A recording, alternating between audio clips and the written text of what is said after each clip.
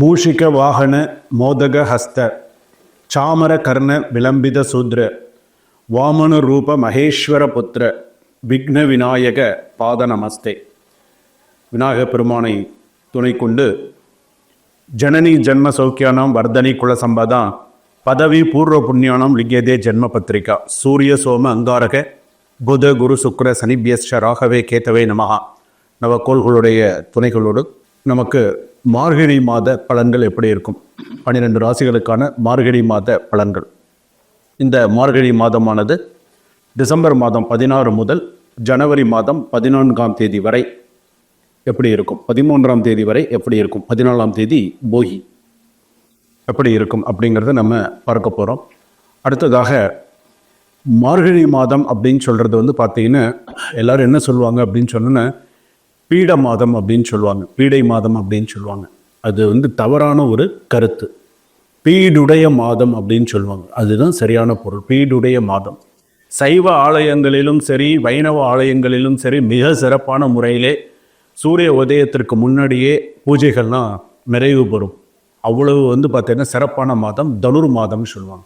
ஏன் தனுர் மாதம்னு நம்ம சொல்கிறோம் அப்படின்னு கேட்டால், விருச்சக ராசியிலிருந்து சூரிய பகவான் தனுசு ராசிக்கு பிரவேசிக்கும் காலம் தனுர் மாதம் அப்படின்னு நம்ம சொல்கிறோம்.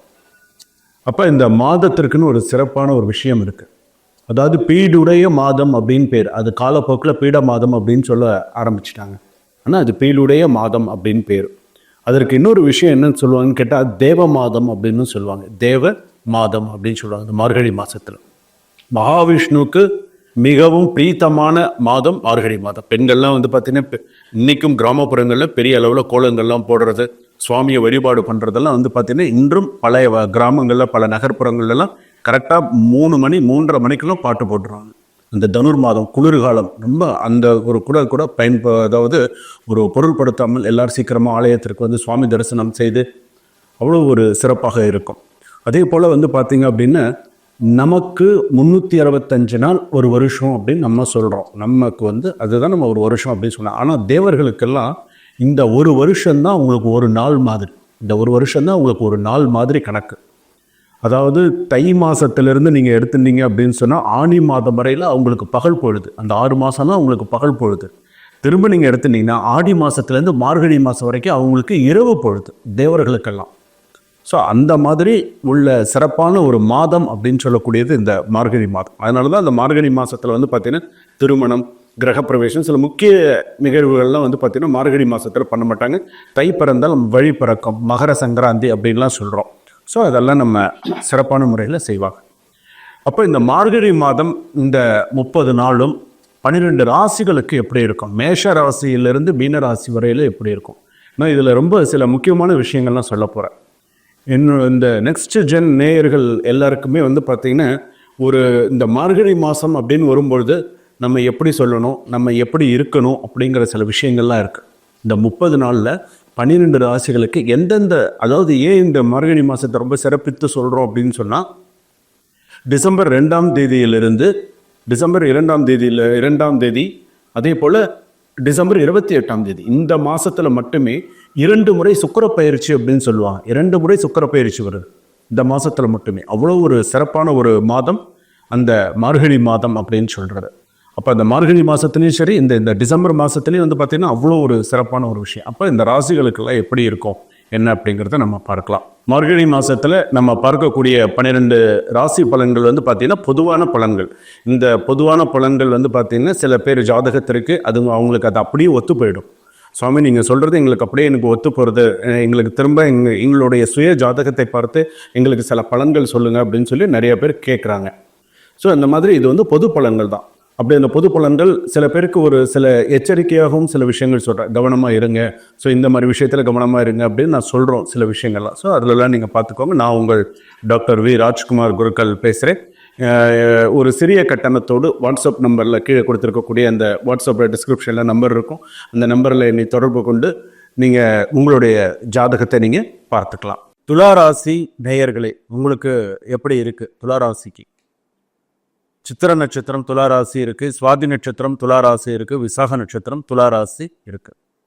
இதில் இந்த சித்திர நட்சத்திரம் துளாராசி ஆண் ரொம்ப கஷ்டங்க. ரொம்ப சிரமப்பட்டு தான் இருக்காங்க. சுவாதி நட்சத்திரம் துலா ராசி, பெண்கள் ரொம்ப கஷ்டப்படுறாங்க, ஆண்கள் கொஞ்சம் சமாளிச்சிடுறாங்க. விசாக நட்சத்திரம் விருச்சக ராசி அப்படின்னும் போது விசாக நட்சத்திரம் துலா ராசி அப்படின்னு வரும்போது 1, 2, 3 பாதம் வந்து துலா ராசி, 4ஆம் பாதம் விருச்சக ராசி. அப்படி வரும்பொழுது அந்த விசாக நட்சத்திரத்தில் இருக்கக்கூடிய ஆண்கள் பெண்கள் 2 பேருமே நிறைய பண விஷயத்துல நிறைய கஷ்டப்பட்டு இருக்காங்க. சில விஷயங்கள் வந்து பார்த்தீங்க அப்படின்னு சொன்னால் சிறு சிறு பிரச்சனைகள் அதிகமாக வந்து சேர்றது துளாராசி பொறுத்த அளவுக்கு. 2வது, வேலையில் அடுத்த மாற்றம் கண்டிப்பாக உண்டு. வேலையில் பதவி மாற்றம், வேலை மாற்றம், இடம் மாற்றம் இதெல்லாம் உண்டு. வீடு மாற்றம் இதெல்லாம் உண்டு. அதே போல் வந்து பார்த்தீங்க அப்படின்னு சொன்னால் துளாராசிக்கு துலாம், விருச்சகம், தனுசு 3ல் வர்றார் சூரியன். எங்கும் எதிலும் பொறுமை நிதானம் தேவை. ஏதாவது ஒரு சின்ன விஷயத்துல அவசரம் காட்டினீங்கன்னா கூட அது பெரிய விஷயத்துல போய் முடியும். கவனமா இருங்க. அதே போல படிப்படியாக தான் சில விஷயங்கள் முன்னேற்றம் அடைய முடியும். எடுத்த உடனே நான் ஹை லெவல்ல போறேன்னா முடியாது. படிப்படியாக தான் உட்கார்ந்து தான் ஏந்திருக்கணுமே தவிர உடனே டக்குன்னு சில விஷயங்கள்லாம் நான் பண்ணி முடிச்சிடுறேன், அப்படி பண்ணிடுறேன், பின்னாடி உட்கார வேண்டியதான், கஷ்டமா இருக்கும். ஸோ படிப்படியாக முன்னேற்றத்தை நல்ல விஷயமா உங்களுக்கு கொடுக்கும். அதே போல துளாராசியில் இருக்கிறவங்க முன்பின் தெரியாதவர்களை நம்ப வேண்டாம். உங்களுக்கு அவனை தெரியாது, சில விஷயங்களை அவங்கள எனக்கு தெரியாது அப்படின்னு சொன்னால் அவங்களாம் யார் என்னன்றதை கொஞ்சம் பார்த்து நடந்துக்கோங்க. செய்தொழில் சொந்த தொழில் லாபம் தரும். ஆனால் வேலை செய்யக்கூடிய சொந்த தொழில் பண்ணுறீங்க, அங்கே சொந்த தொழிலில் இருக்கக்கூடிய வேலை செய்யக்கூடிய வேலையாட்கள் இருக்காங்கன்னு சொன்னால் ரொம்ப போட்டி போடுவாங்க, ரொம்ப பிரச்சனை பண்ணுவாங்க, வேலை செய்ய மாட்டாங்க. நீ அந்த வேலையை பார்க்குற, நான் இந்த வேலையை பார்க்குறேன், எந்த ஒரு ஒத்தே வரமாட்டாங்க. அந்த அளவுக்கு பிரச்சனை பண்ணுவாங்க. ஸோ கொஞ்சம் சிரமமாக தான் இருக்கும். அனுசரித்து ஒரு நிதானித்து நீங்கள் கொண்டு போங்க அவங்கள எல்லாரையுமே. பெண்களுக்கு வந்து பார்த்திங்கன்னா சாதகமான சூழ்நிலைகள் உண்டு. அலைச்சல் திருச்சல் அதிகமாக இருக்கும். போட்டி பொறாமைகள் அதிகமாக இருக்கும். திருஷ்டி அதிகமாக இருக்கும். உடல் சோர்வு அதிகமாக இருக்கும். குடும்பத்தில் அம்மாவுக்கு உடல்நிலை பாதிப்புகள் அதிகமாக கொடுக்கும். உங்கள் துளாராசியில் இருக்கக்கூடிய பெண்கள் இருக்காங்கன்னு சொன்னால் உங்களுக்கு அண்ணன் அல்லது சகோதரன் அல்லது சகோதரி இருந்தாங்கன்னு சொன்னால் அவங்களுக்கு உடல்நிலை பாதிப்பு நிறையா கொடுக்கும். இடமாற்றத்தை ஏற்படுத்தும் அவங்களுக்கெல்லாம். ஸோ கொஞ்சம் கவனமாக இருக்கணும். அதே போல் வந்து பார்த்தீங்கன்னா சொத்து தொடர்பான சில பத்திரப்பதிவு விஷயமா சில விஷயங்கள்லாம் பேசுவீங்க. உடல்நலம் சம்மந்தப்பட்டதெல்லாம் ரொம்ப கவனமாக நீங்கள் பார்த்துக்கணும். மருத்துவ செலவுகள் அதிகரிக்கும். ஒரு படி கொஞ்சம் கூட தான் இருக்கும். கொஞ்சம் கவனமாக பார்த்து செலவு பண்ணுங்க. வழக்குகளில் கவனம் தேவை. சின்ன சின்ன கேஸு, சின்ன சின்ன விஷயங்கள் எல்லாம் கொஞ்சம் கவனத்தோடு செயல்படுறது நல்லது. காவல்துறை நண்பர்கள் கொஞ்சம் கவனத்தோடு செயல்படுறது நல்லது. அதே போல் வந்து பார்த்தீங்கன்னா கடன் அதிகமாக இருக்கும். ரொம்ப இருக்கிறத விட கொஞ்சம் அதிகமாகவே இருக்கும். ரோகம் அதிகமாக இருக்கும். ரோகம்னா உடல்நிலை பாதிப்பு ரொம்ப அதிகமாகவே இருக்கும். ஸோ அதே போல் வந்து பார்த்தீங்க அப்படின்னு சொன்னால் ஒரு தோல் சம்மந்தப்பட்ட சில விஷயங்கள் இருக்கும். தோல் சம்மந்தப்பட்ட வியாதியோ அல்லது தோல் சம்மந்தப்பட்ட சில விஷயங்கள் பாதிப்பு வரத்துக்குள்ள வாய்ப்புகள் நிறையா இருக்கும். அதே போல் வந்து பார்த்தீங்க அப்படின்னு சொன்னால் நரம்பு சம்பந்தமான விஷயங்கள் கொஞ்சம் கவனமாக இருங்க. திடீர் விபத்து ஏற்படும். ஏதாவது ஒரு வாகனம் பழுதடைகிறது, திடீர்னு விபத்து, திடீர் அவப்பெயர், இதெல்லாம் வரும். கவனமாக இருக்கு. கணவன் மனைவி ஒற்றுமை அதிகம் தேவை. ரொம்ப கணவன் மனைவியாக இருக்கிறவங்க ஒருத்தர் விட்டு கொடுத்து போகிறது நல்லது. அல்லது பிரியக்கூடிய சூழ்நிலை வந்துடும். சரிங்களா? கொஞ்சம் ஒத்துமையாக அனுசரித்து பேசு. அதே போல் வந்து பார்த்தீங்க அப்படின்னா ஒரு சின்ன சின்ன விஷயத்துக்கெல்லாம் கூட சண்டை போடாதீங்க. விட்டு கொடுத்து போகிற இடத்துல விட்டு கொடுத்து போங்க. சரி சமமாக இருந்து சண்டை போட்டு ஒன்றும் சாதிக்க போகிறது கிடையாது. அதனால் என்ன செய்யணும் அப்படிங்கிறத பேசி முடிவு பண்ணுங்க. அதே போல் வந்து பார்த்தீங்க அப்படின்னு சொன்னால் துளாராசி பொறுத்தளவுக்கு நீங்கள் வழிபாடு செய்ய வேண்டியது உங்களுடைய அதிதேவதை வந்து பார்த்தீங்க அப்படி துளாராசிக்கு வந்து பார்த்தீங்கன்னா சுக்கிர பகவான் வந்து பார்த்தீங்கன்னா ரொம்ப பெரிய ஒரு விஷயம். சுக்கிர பகவான், சுக்கிரன் நன்னா இருந்தால் தான் ஜாதகத்தில் வீடு, மனை யோகம், மற்ற விஷயங்கள் எல்லாமே சக்ஸஸ்ஃபுல்லாக வராது. அப்படி அது வரும்பொழுது அந்த சுக்கிரன் இந்த மாதத்தில் 2 தடவை பயிற்சி ஆகிறான். டிசம்பர் 28 ஒரு சுக்கிர பயிற்சி. ஒரு சில விஷயங்கள் உங்களுக்கு சாதகமாக இருக்கும், சில விஷயங்கள் பாதகமாக இருக்கும். கவனமாக தான் இருக்கணும்.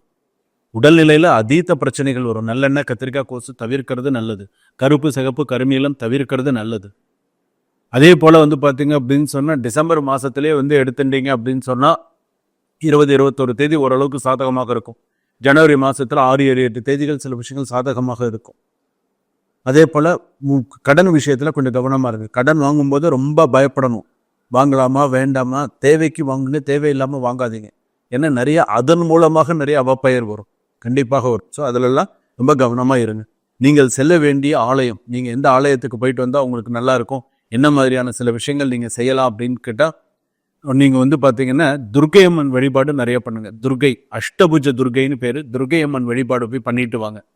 அதே போல் முருகப்பெருமானுக்கு 6 முகம் வைத்து விளக்கேற்றுங்க. 6 தீபம் ஏற்றி 6 திசையில் 6 முக தீபம் ஏற்றுங்க.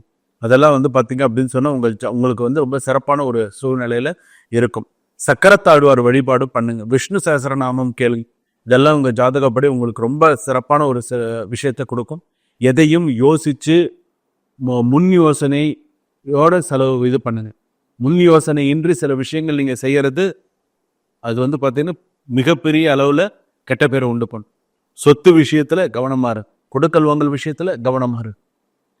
மார்கழி மாதத்தை பொறுத்த அளவுக்கு சில விஷயங்கள் சாதகமாக இருக்கும், சில விஷயங்கள் கண்டிப்பாக பாதகமாகத்தான் அமையும். அதனால் என்ன செய்யணும் என்ன செய்யக்கூடாதுங்கிறத யோசித்து நிதானித்து செய்யும்.